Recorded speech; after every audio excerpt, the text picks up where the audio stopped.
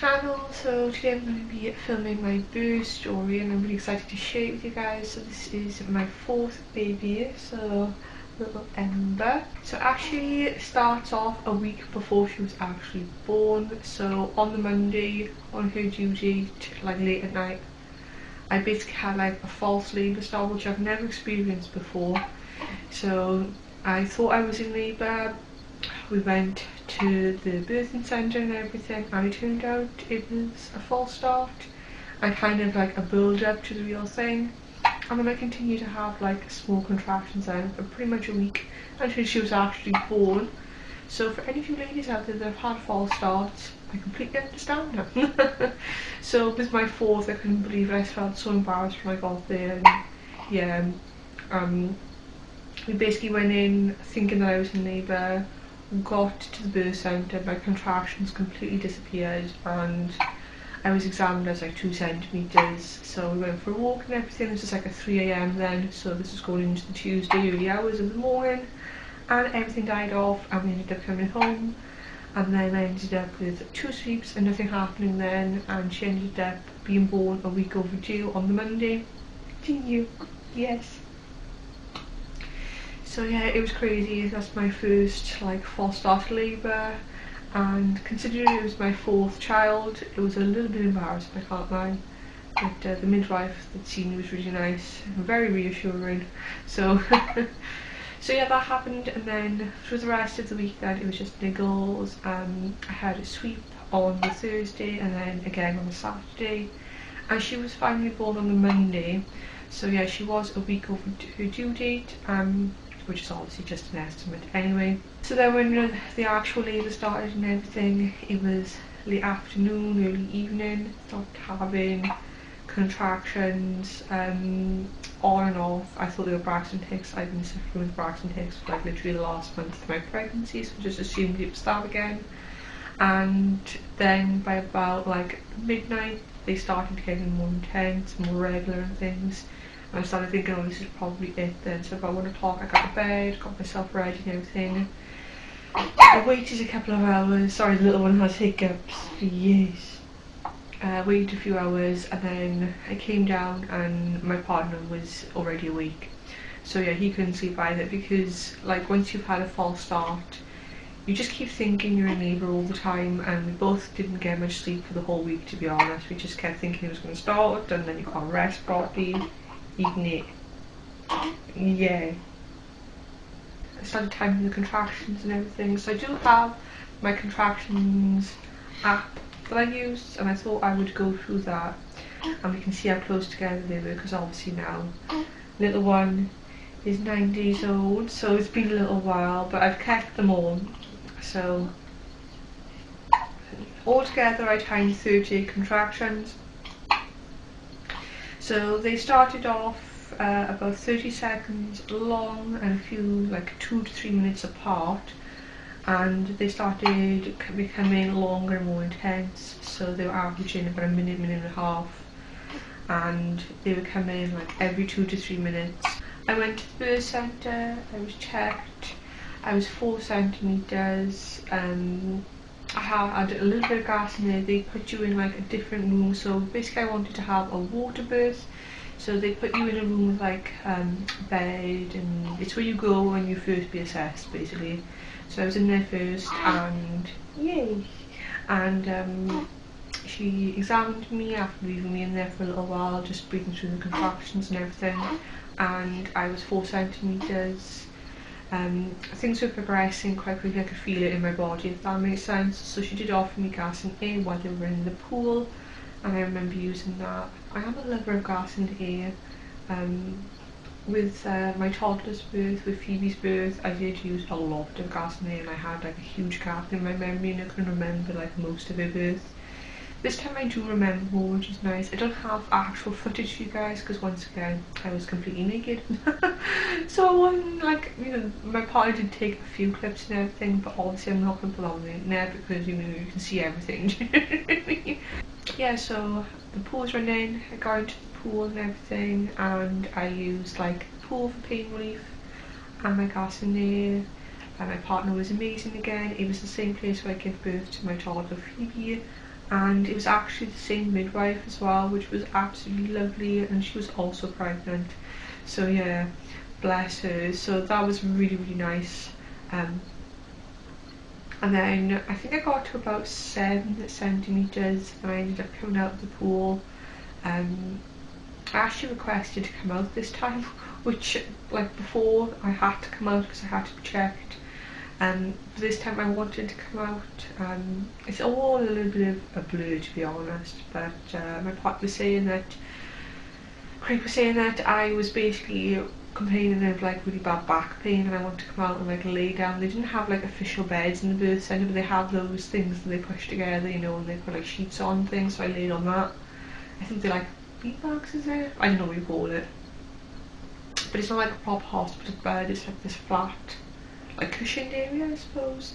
And I was laying on there, and I ended up having pethidine this time, so I was quite out of it because I was having like pethidine and using gas and air still.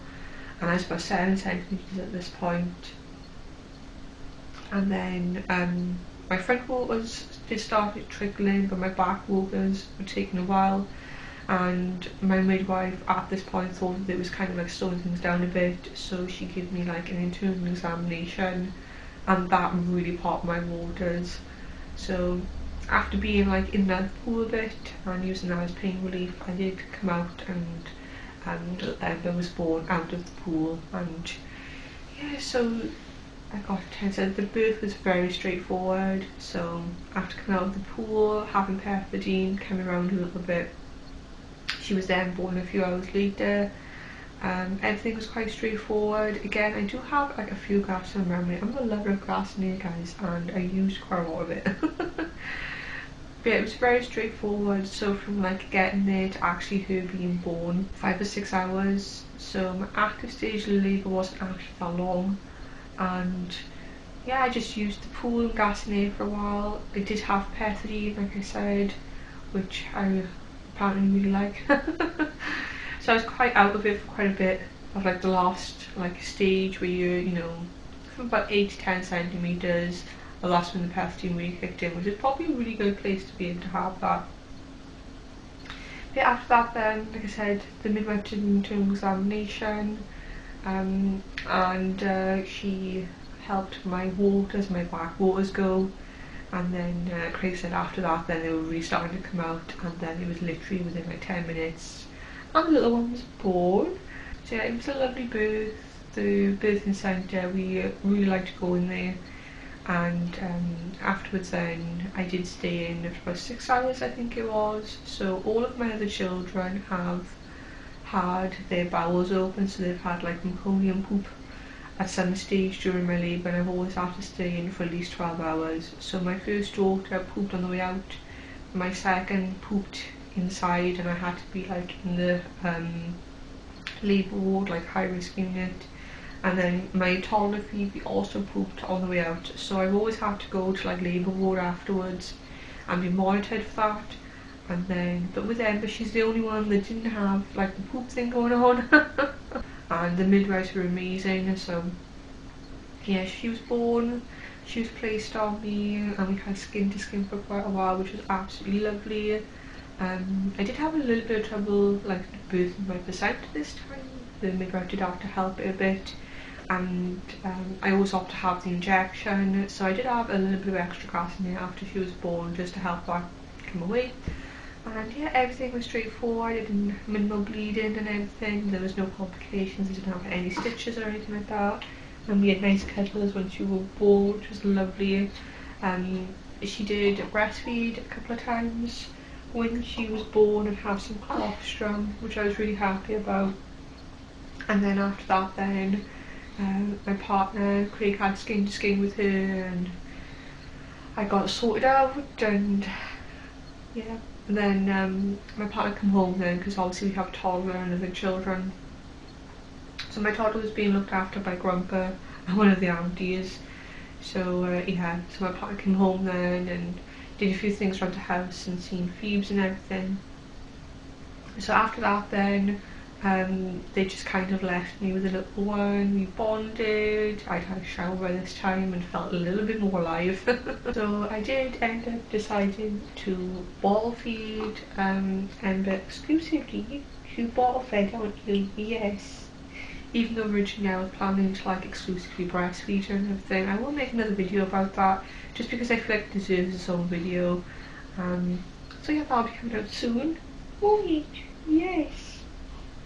But yeah, it was a really straightforward, a lovely birth. I will say, like, after having Ember, like the after pains and things were a lot stronger, and it was more intense, like with the placenta being delivered, and you just feel tender in your body, don't you? Definitely. Everybody's gone really well, and yeah, we've settled in lovely with the little one. Oh, yes, she's a good girl. You good as gold. Yeah, so it was a lovely birth and I'm really pleased with it. I didn't get the water birth I was hoping for, but I'm still really pleased with how it went, and you know, there was no complications, and we have a healthy little one, don't we? Yes. But it was very straightforward, and there isn't really a lot more to say. Like I said, I only stayed in for about 6 hours, and my partner and my mother-in-law come back then later on in the evening once the little one had her checks and we'd been discharged and everything. I didn't have to like go to the ward. I stayed on the birthing centre for that, and we came home and yeah, started life with baby number 4. Didn't we? Yes. So yeah, it was all very straightforward and it was a lovely experience, and we have our 4th little girl. Yay! Very, very uncomplicated, straightforward birth, and a very healthy, gorgeous little one at the end. So I couldn't have asked for more, really. So thank you so much for watching this video. If you guys are interested, I do have a playlist and I've gone through the births of all of my children. So if you're new here, I do have 2 older girls who are teenagers and a toddler and a little Ember. And I have got, like I said, a playlist and I've done all of their birth stories.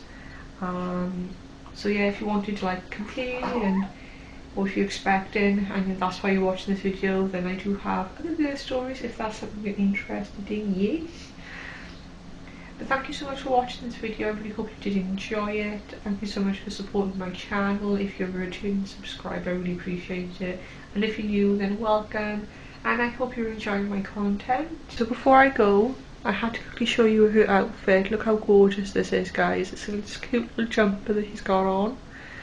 And the little leggings, look how sweet she looks. Bye bye. Bye bye.